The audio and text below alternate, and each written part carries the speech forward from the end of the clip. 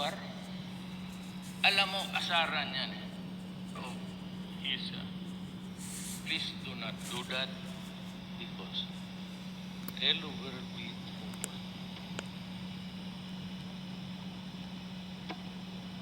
Ano man ang gawa ko?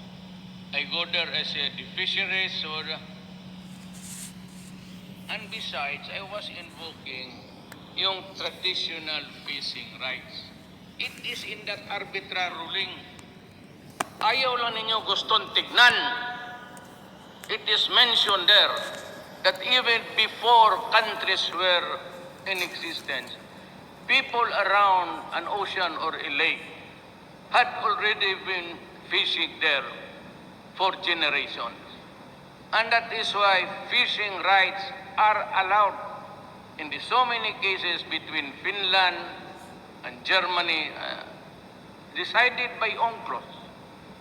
UNCLOS is the international law of the seas.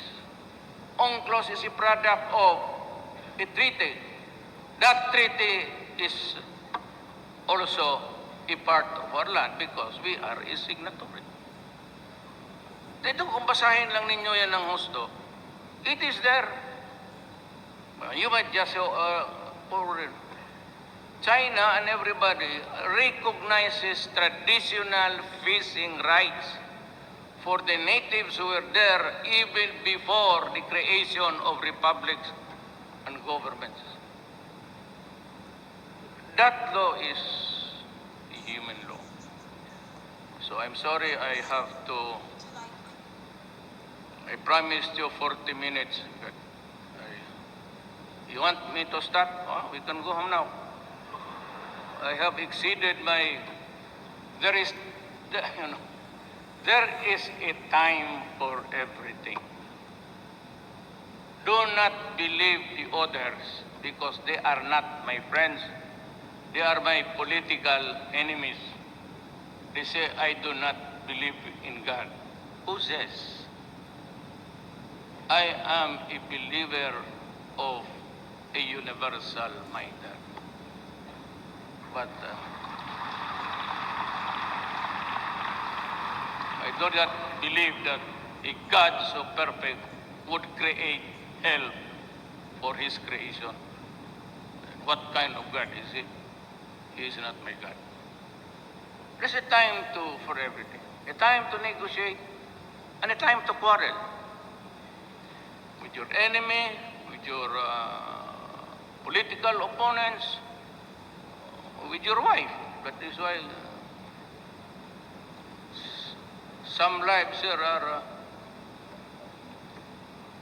and a time to antagonize, and a time to make peace, and a time to go to war, and a time to live, and a time to die. That's Ecclesiastes 3. Our ownership of the West Philippine Sea is internationally recognized. However, both the United Nations Convention on the Law of the Sea, UNCLOS, and the Arbiter Award in the case of Republic of the Philippines versus People's Republic of China recognize instances where another state may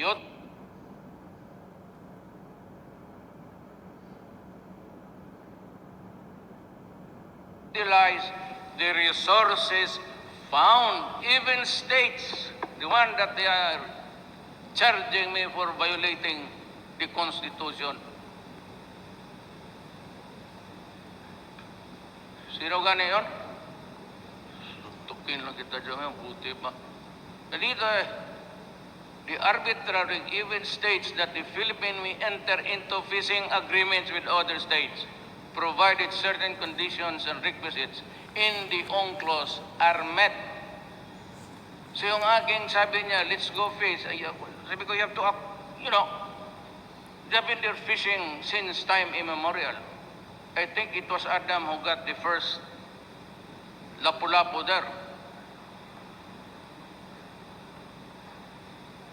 Let me assure you that national honor and territorial integrity shall be foremost in our mind.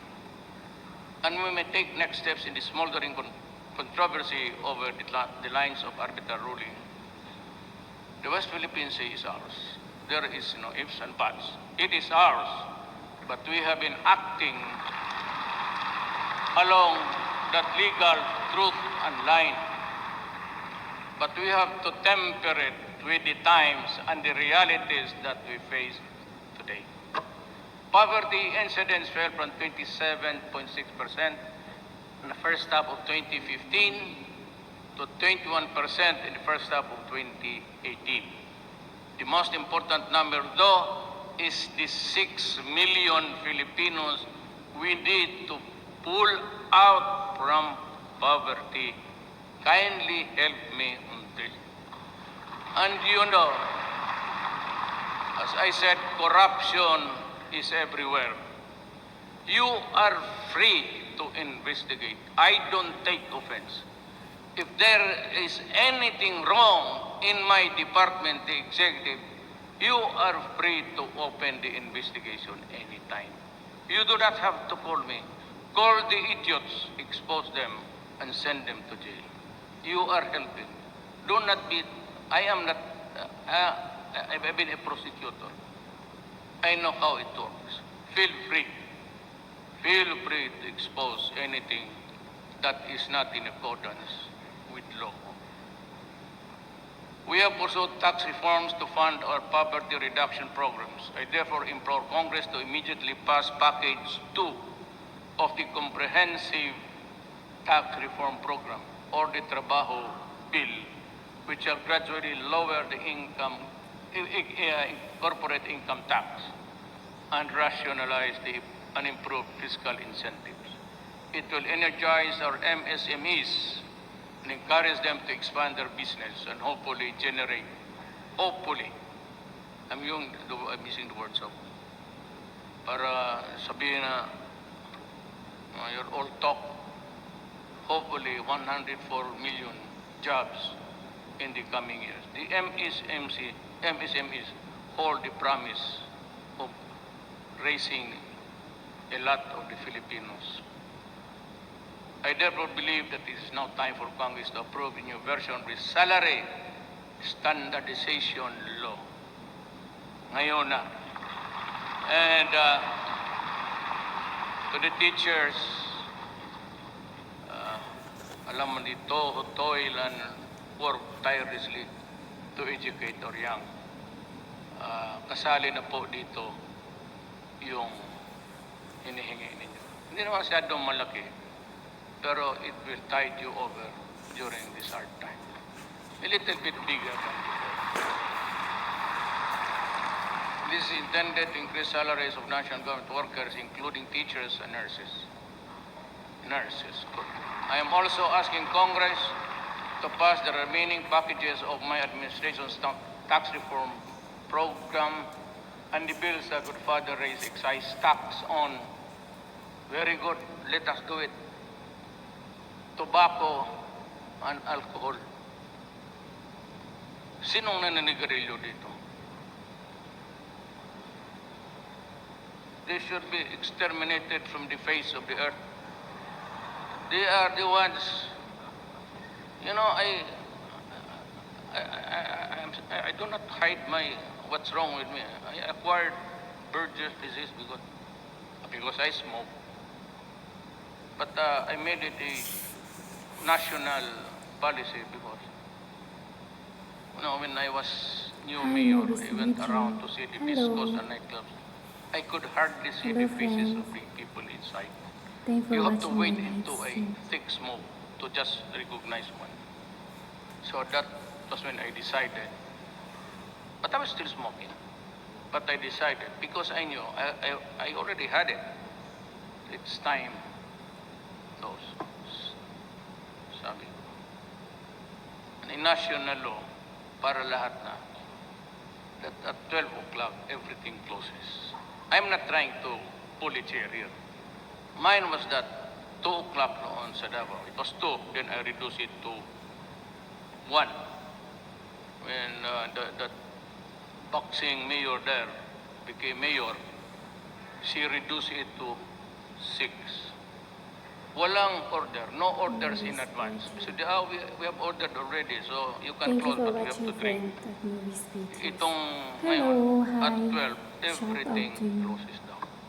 nobody works. So I think that we should adopt it. Most of the states, This is in a many Sona, states, in many countries, States alas 12 sarado organizations na talaga. in Philippines. We have to stop drinking. And jukebox, they're only good up to 8, 9. 8 maganda. It's there in every corner store. Blares out noise. And the children will go to school and the working class. And you are there with your store. I have prohibited it in Davao. And at 12, as you see, Davao is quiet.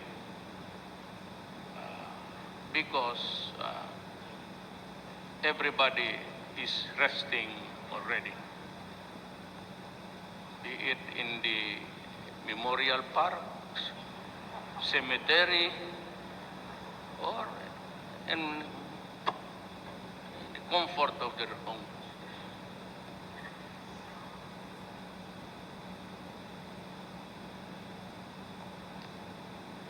The evaluation system has also to be improved. Local government units and rationalize capital income tax.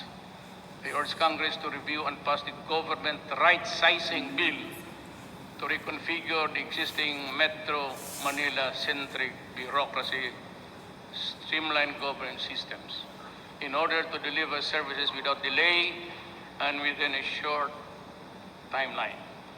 These reforms would be for naught if we cannot avert of a new poor every time a disaster strikes. The Philippine experience has shown that natural disasters are poverty creators. That is why we need to hasten the establishment of the Department of Disaster Resilience so that this department focus on the natural hazards and climate change. I urge Congress to fast-track the passage of the administration of this bill, administration version rather.